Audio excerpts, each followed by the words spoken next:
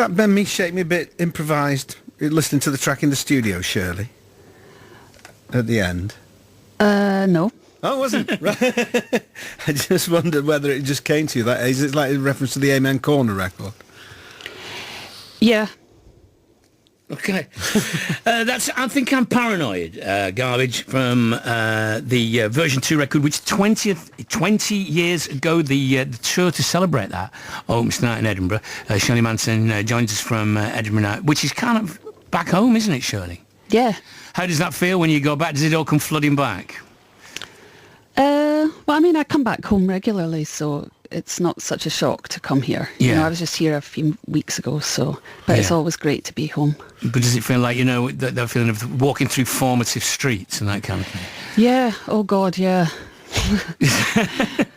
with all that goes with it, yeah. Yeah, I mean, I was here till I was 30, so you know. Yeah. We were talking about intro music. Do you have what do Garbage come on to at the moment, or is it not a particular song? It's a sort of messed up sample of that we've slowed down and made into sort of an atmospheric piece. Right. I don't know.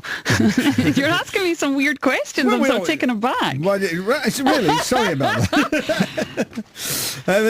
What was version 2.0? I've tried to look it up and make sense of the concept, and it's something like it's a good version of something unless it isn't. I don't even understand that question. No, I'm beginning to freak out. What's the question? What does version 2.0 refer to?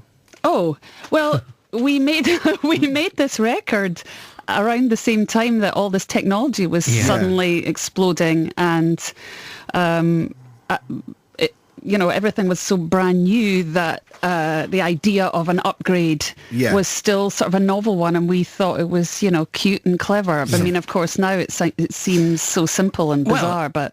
And it was the second record as well, so that's kind of it was our second record, and we felt like it was a really good record that built on what we did before, and so we sort of were given a wee nod to the idea of an upgrade. The quintessential Garbage record, I read that you said. So what does that mean, Shirley? I mean, in what sense of meaning that it's everything you set out to do? Yeah, I mean, when you make records, as I'm sure you know, like, you have intentions, they don't always get fully realised. That you start, where you mean to continue, but then it ends up going somewhere else. So with version 2.0, we had an idea in our heads of where we wanted to go, and we managed to make that happen for ourselves and sort of realise our intentions. And I always feel like if nobody has ever heard of the band before and they wanted to know where the band was coming from, I would play them version 2.0. So that's why I refer to it as the quintessential Garbage record. I think you talked about the first album, which is great, very successful and everything, but you sort of felt like a cuckoo in the nest because the other three had been working and then you auditioned, whereas this record, you were all perfectly integrated. Yeah, I mean, I don't know if, of course, many people don't know how we began, and we began in a really weird way, which was I was literally plucked from obscurity as in a band in Edinburgh, and we got our video played on American MTV once at like 2:00 in the morning. And you weren't even fronting that band? No, I was fronting that band. Oh, you were? Yeah. I was fronting a band called Angelfish, and they heard me sing, and so they invited me over to America to audition for a project that they had in mind. And initially it was just for one song, and of course I was really excited, and it ended up I did every song, and I've been doing every song for 25 years. When you did an anniversary tour of the first Garbage record in 2015, I think you said that like you almost surprised yourself at how much you enjoyed it. Does that mean when it was first mooted to you, you thought, I'm not sure about this? Yeah, we sort of balked at the idea, to be honest, but our manager was sort of very insistent, and he felt like, to quote him, you deserve this. Right, and we didn't really even understand what it was he was talking about. What did he mean? What do we deserve, And it was only once we went out and sort of met back up with playing live in front of a crowd that we realised what he meant by that. Because you have said at the time you felt quite pressurised by the label to keep touring, to keep selling more. You have said you were sort of almost made to feel like failures, despite the great success that was there. Well, such as the beast of corporate interest. It was obscene. The greed that we were surrounded by was very disheartening a lot of the time. Right. So do you feel freed of that now? Has that changed? Yeah, I mean, we're in a very different situation currently. We have our own label and we basically get to put out records when we feel like it. We don't have to ask anybody's permission, and it's been, in that regard, really liberating. But of course, a whole slew of other problems come from running your own independent label, not least withstanding that you can't really compete with artists who are on major labels. So, this has been a perfect sort of moment for us the last sort of decade, having our own label. And God knows where we'll go in the future, but this has been fun for us, Do you find yourself having to learn things that previously, you don't have to bother with? I mean, do you take more charge of all the surrounding stuff that goes with being in a big successful band? Well, I was always involved in the business of our band, and I'm no dummy. I've been in the business for over 35 years. So, I keep an eye on everything, and but I primarily think of myself as a creative. I'm not a business person. I don't really care about actually money and status at this point. I care about my business because I want to survive. Yeah. But, I'm always learning. I think one always should be learning. Every day's a skill day. Yeah. Every day's a skill day. Yeah.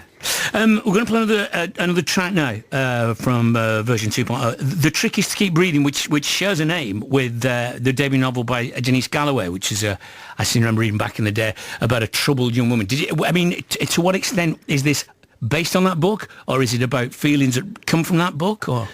Well, the novel by it's actually Janice Galloway. What did I say? Sorry. Yeah, no worries. She's a Scottish writer, and I had read The Trick is to Keep Breathing, and it had a big effect on me. Yeah. Not least because she was sort of dealing with a lot of topics that had prior to this book coming out sort of were taboo subjects, like mental health, and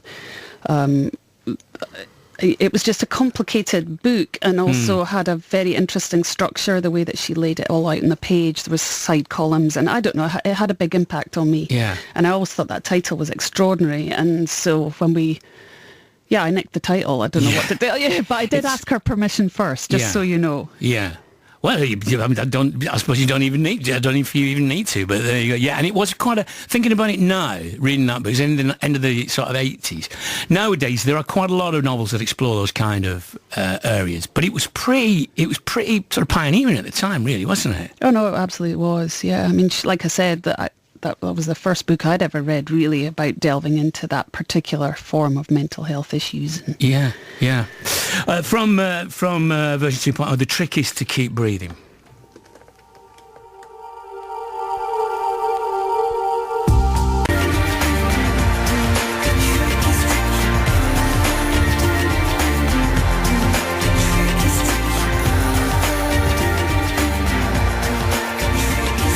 The Trick is to Keep Breathing by Garbage from remastered version 2.0, 20th anniversary of. Shirley Manson is with us. Was it a difficult record to make, Shirley? I mean, reading about it, it sounds like it became quite a sprawling project. I read there were over 100 recorded tracks. I don't know whether that means sounds or songs, but there was a lot of stuff recorded. Yeah, I think it was referencing sounds more than songs. But it was a big project anyway. You recorded a lot of stuff. I don't know. I mean, I feel like every record's a bit of a big project, and you fuss about it at the time, and then years pass and it's just like, no, it was great fun.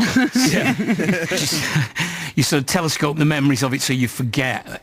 All the pain disappears and only the fun remains. Well, I guess looking at the numbers, the fun might be charted at number 1 straight in, certified double platinum in the UK, 4 million copies around the world, 4 Grammy nominations. But here's a phrase that I remember thinking, it says, this new edition will be available digitally to purchase or stream. When it came out, that sentence, if you'd read that sentence, you would go, well, what does that even mean? It's not that long ago, and yet the world has completely... Does it feel like the world for a musician's completely altered? Well, yeah, and I mean, again, that's the result of, the musical technology that we were referencing with version 2.0, So, I mean, that changed the world for all of us, and we're all still reeling from the impact, and I'm not entirely sure the world has caught up with it all yet, Our human brains seem to be overwhelmed by it all, but we'll figure it out sooner or later. Well, that's an interesting thing, isn't it? Yeah, the technology has moved quicker than we have, I guess, in a way, and emotionally, and we're not up to it yet. Do you think there's some truth in that? Yeah, no, I definitely believe that. I don't think the human brain has ever been asked or tasked with absorbing so much information, so much, like, again, pain. You read the news and it's just overwhelming, and I think the human brain hasn't quite figured out how to deal with that. So that's why you've seen so many people who are depressed. I don't know why I'm laughing. It's not funny.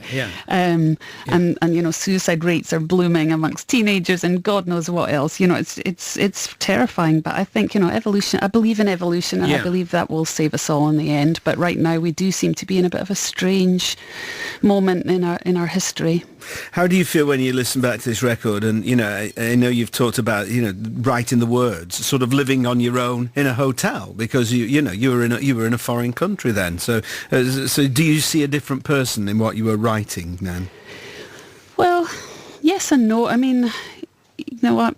Did you have lonely times? Oh God, yeah. I mean, I was going mad. I was literally in a old Wisconsin hotel on the edge of a lake, and it really was like The Shining. I mean, there was times when I was the only guest. So, wow. I mean, it was a peculiar experience, and I was lonely and also full of rage because I'd been invited over to America to make this record, and I didn't drive, so I couldn't really go anywhere independently, and I just started to get really crazy about it. Did you resent the guys in the group? Yeah, maybe a little. So but they're my brothers, so Why aren't you coming round and taking me out on the town, sort of thing? I mean, it really, really did get a bit like that in the end, and they had their whole peer groups and friendships and relationships, and I was there by myself. So I got mad. At the risk of being flippant, I'm now trying to think of any of the possible advantages of being the only guest in a hotel. I suppose it makes you're always first at the breakfast buffet, I guess. Well, exactly. But that's a scant consolation, I imagine. For I don't know. A good breakfast goes a long way. So gig day today, first night. I mean, so what will you do between now and then? Presumably you go to a sound check. Do you suffer from stage fright? I mean, a lot of performers don't even like to do something like this on the day of a show. Yeah, I don't particularly like doing something like this on the day of show, to be honest. And I've spent the whole morning on the toilet. Yeah. I mean, it's really unglamorous, but it's true. I get nervous. I always get nervous at the beginning of a tour. Yeah. Like after the first show's under my belt, I'll be fine. But, it's my hometown. And this is the first Edinburgh first and Glasgow Barrowlands tomorrow. So, yeah. But again, the Barrowlands audience, that they're going to nurture you. You go play the Barrowlands, they're sort of holding you up, even if everything goes to the shitter, But I'm playing my hometown, and it's Edinburgh, and they're an interesting lot, the Edinburghers. In what way? Well, they're just cooler than more icy than maybe the Glasgow audience, who are a lot hotter, more passionate. You sure? Yeah. A slightly more of the folded arm, come on then, impress me. Yeah, a wee bit. And it's also a lot of people who I grew up with. So, that's hard too. When people know you and love you, they're sometimes your worst critic. Yeah. It's a little bit, though, without wanting to dwell on it, it's a little bit of nerves, a little bit of that edge that, the grit in the pearl that makes the oyster, though. You've got to have a little bit of that edge for things to sometimes work. Well, I think, as somebody reminded me today, if you're not nervous, then I think it shows a sort of lack of care in a funny way. Yeah. Like I still care. I mean, I wish I didn't. I wish I was, I'm 52. I wish I'd gotten to the point where I stopped caring, but I do care. I want to put on a good show. And once said that when he was on stage with Roxy Music, and when he was trying to work out where he could get his dry cleaning done before the next gig, he thought, maybe I should pack it in now. When he was thinking more about the dry cleaning than he was about the audience. Yeah, I guess so. I haven't got to that point yet. No. And where are you with new music, Shirley? Well, we did some writing earlier on this year. So we're going to be working next year on writing a new record, which we've gotten sort of started on. So we'll see, you know. Right. I don't know. I'm always loath to think too far in the future because I feel like that just bites me in the arse. But you still, but you, where do you live? Do you live in LA? Do you live Hollywood? I actually do live in Hollywood, Yeah. I'm ashamed to say. But just so we can rest assured, you're not lonely anymore there. You're No, I'm sorted. not lonely at good, all. Good. Well, that's good to know. That's good to know. Thanks for the concern, guys. Yeah, It's yeah. so touching. Well,